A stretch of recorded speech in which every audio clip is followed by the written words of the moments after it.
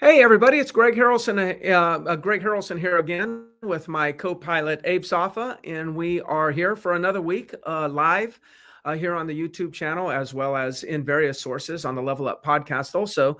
And Abe and I, here's what we've been discussing this week, I should say, because the conversations that we have with you are really more about the discussions Abe and I are having together. And both of us run teams and coach real estate agents, obviously.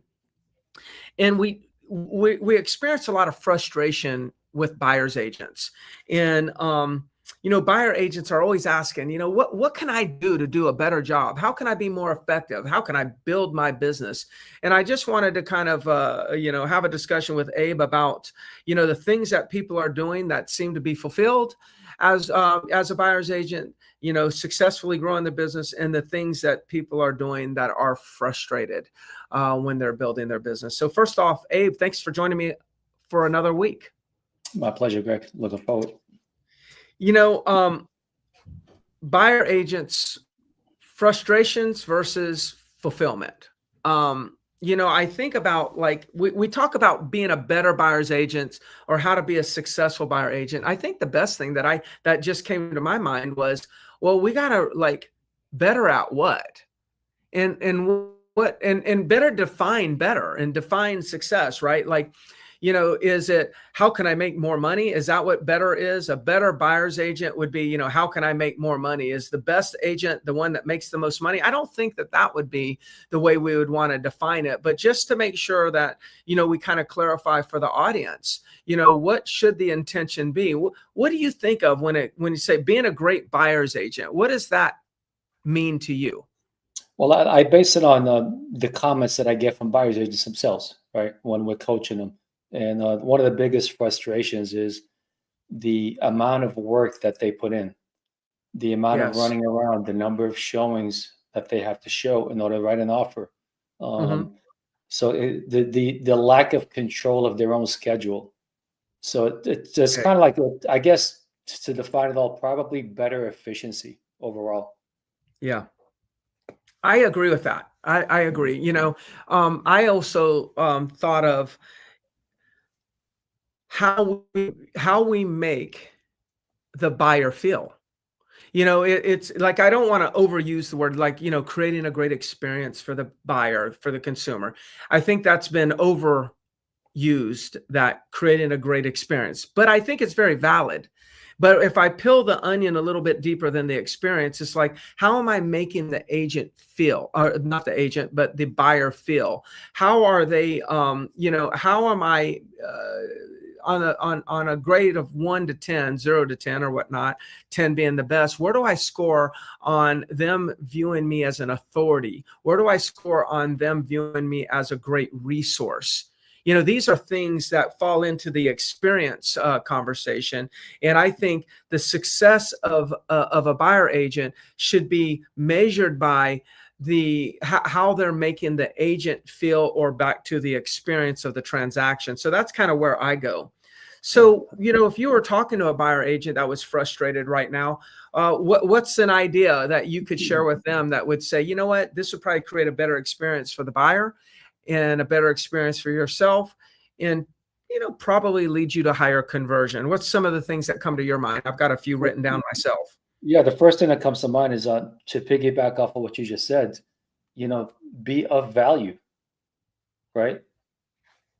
So you're talking about what's the buyer experience like with you? Like, what is your value? Are you bringing value? Are you just someone that opens the door and lets people in? Are you like a trusted advisor? So the whole idea of, look, how valuable am I? How can I bring my expertise? Well, how much expertise do I have, first of all? And how do I bring it to every single transaction, every single buyer? And how do I start advising buyers more, as opposed to just kind of showing up and letting them in to door to view properties? Yeah. That's the first thought that came to my mind. Yeah. Yeah. A lot of, I think we get a little bit confused in, we want to be the respected advisor, but we tend to act like we're just the door opener. Like we're the information giver. One of the things that I mentioned here is, in order to become a better buyer's agent or enhance the experience for the buyer, which is going to lead to an enhanced conversion ratio, we need to make more suggestions. And this will like come with the what I just said, which is authority. Okay.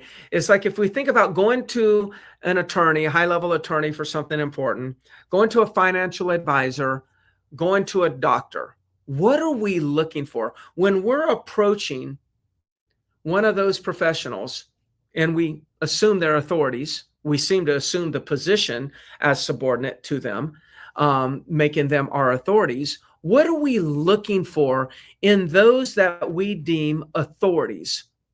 We're looking for advice. You said that. Mm-hmm. We're looking for suggestions. We're looking for recommendations. And Abe, you know, when with my years around real estate agents, I feel like a lot of real estate agents shy away from making suggestions, giving recommendation, or truly advising them for fear that maybe their recommendation would be rejected. Like, hey, you know what, Mr. Buyer or Mrs. Buyer, I know you love this home and I'm glad that we're making an offer. I see that you're thinking about offering 489,000. Do you mind if I make a recommendation? You don't have to take it, but do you mind if I make a recommendation to you? Yeah, Greg, what are your thoughts? You know, I recommend that if you really want to buy this home, I recommend that we start our offer at $495,000. I don't think that you're going to get it at 495. I don't think you're going to get it at 489. But what I do is recommend that you come in at the beginning a lot stronger. So then the offer will be respected by the seller, and the seller's likely to show their bottom line right from the get-go versus hide their bottom line through a tit for tat type of negotiation. Then it gets frustrating and the deal never works out. What are your thoughts on that? I'm just making a recommendation, but I'm not telling them that they have to do it. I'm opened up the space that they can choose not to do it. But I think making suggestions, making recommendations will get you and the buyer a lot further down the road. Yeah, I think that's spot on, Greg. And one of the main reasons that we are like reluctant to offer suggestions or recommendations is we don't know enough about the buyer. So the first thing I wrote on my list is you have to lead with a buyer consultation. Like so many agents out there don't even do a buyer consultation. That somebody wants to see a home, great, I'll meet you at the house, let me show it to you. Like not knowing anything about the person, they just run and show the property. So you have to meet with the client, even if it's a Zoom call. Look, I understand, especially in our market where people are coming in last minute to look at property, a quick phone conversation, a Zoom call, and really find out as much as you can about the buyer. Like what's their motivation? Why are they buying? What's their timeline? Things like that. And then when you have that information, not only are you able to make more suggestions confidently, you can also set the tone up front and expectations of how it's going to work with you. So that makes it a whole lot easier on both sides of the transaction there. Now, I think that was amazing connection that you just made there. Yeah, that really was, I think, brilliant. Before you make the suggestions, because I'm witnessing all these agents having no confidence in making suggestions and rejection and recommendations. And you're right. I can see your point is they know enough about the buyer. You know, kind of like my doctor doesn't. I noticed my doctor doesn't make suggestions and recommendations until they know enough about what I got going on. So that's really good. You say it all the time, Greg, when it comes to listing agents, like you have to be in information gather mode before you get into information given mode. And I don't think it's any different with buyers agents and buyers. Yeah, I get it. Yeah, I think that we sometimes make the mistake that we feel like to provide better value, we've got to say yes faster to showing them a particular property. Now, I do believe we should get on to showings fast, okay, because that gets you face to face and gets you connected with people. But I'm just talking about on the call itself, the first initial call. Yes, can I help you? Yes, I can set this. Okay, we'll meet up tomorrow at 2:00, or would 3 be better? 2:00's fine. Okay, see you tomorrow. I'll send you a text just to remind you. And then that it's like we feel good about that call, that call was short. It was sweet. We ended up in an appointment, but like you didn't really prep yourself to be able to show up for the way that you need to show up tomorrow. Slow it down on that initial call, set the appointment fast, but before you get on to the next thing, slow it down, get to learn a little bit more about the customer or the future client. So when you go there, you've got a plan to connect deeper. And you know, on the connecting deeper, and then I'll ask you for another one, is when we do this, you're going to build more rapport. You build rapport not by talking to yourself about yourself and not by showing property. You build rapport through asking questions and learning about them. When they're talking about them and themselves and what they're looking to accomplish, why they're thinking about buying, when they're talking about those things, that's how you build rapport. Build rapport equals gain trust. Gain trust makes people feel safe. Make people feel safe. That's who they buy from. What's another thought on your list? Well, and when when they feel safe and they trust you, they're also more likely to listen to your suggestions. They're also more likely to follow your guidance instead of arguing with you or conflicting with you in your thoughts. So if you're doing the buyer consultation, you're asking questions, you're learning about that buyer, you're also going to minimize the number of showings that you're going to show every single buyer. So if you feel yourself, you're going around and just going property to property, and the buyer is just saying no, no, no, then consider that you just haven't learned enough about that buyer yet. So if you can catch that up front, not only are you going to show them better homes that fit their needs, you're going to show them less homes, most likely, and create less confusion on their part and less frustration. Yeah. Right. But another thing I wanted to mention, Greg, and I think we stress this a lot with listing agents in our coaching, but I think it's just as important with buyers agents. Like, you have to own your schedule. You have to take control of your schedule. You have to set boundaries. Like, I see buyers agents a lot more likely to take a call at 10 p.m. than a listing agent. Yeah. Right. So you have to set boundaries. You have to own your schedule. Time block time for calling leads every single morning to keep the pipeline full. That's your schedule. You own it. Time block time for showing property. Time block time for consultations. It's your schedule. You can be in total control of it. But like you said earlier, like we happen to be in default mode. If someone asks for something, we're quick to say yes. Like if someone says, "Can you meet me at 9 o'clock to see this home?" Yes, I could be there. Right? You know, it could be that person just picking some arbitrary time at 9 a.m. because they think that's when the day starts. Right? So be more in control of your schedule is what I would say. Because that's to me, that's probably one of the biggest complaints I get from buyers agents is like they feel like they're working all the time, like 24/7. And it doesn't have to be that way. Yeah. Yeah. You know, it's interesting in absence of this, like if you're not making suggestions on when to meet, just understand the buyer's going to make the suggestion. And whoever suggests first is probably going to get what they want. If you don't say, you know, I suggest we meet at 2 because of your schedule. If you don't say that, they're going to say, I say, you know, how about we meet at 9? And whoever makes the suggestion, the other person's going to say yes.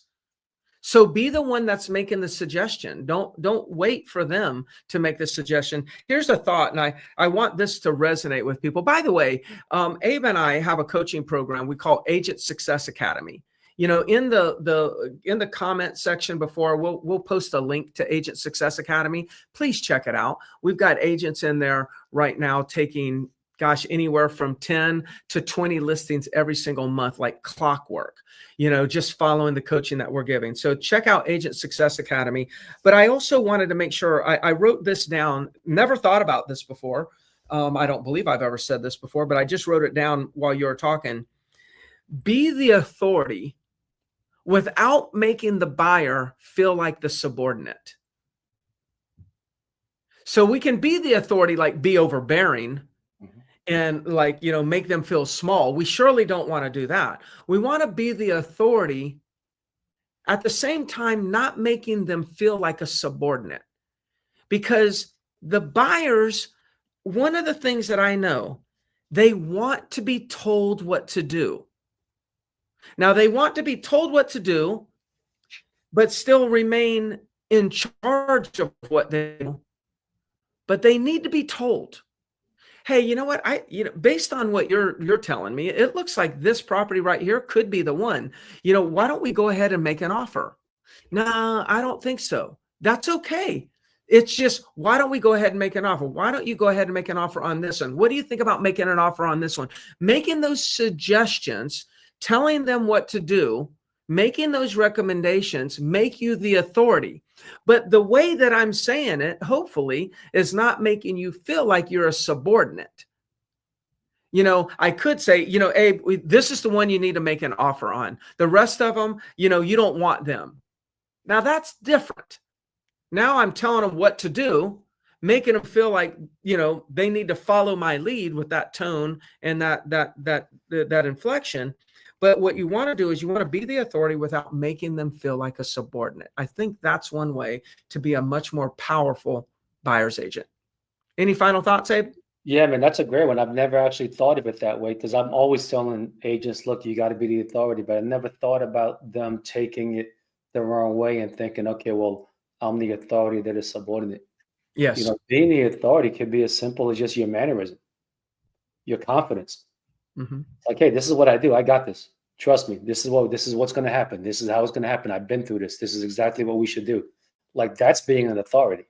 So yeah, it doesn't have to be bossy or pushy or too salesy.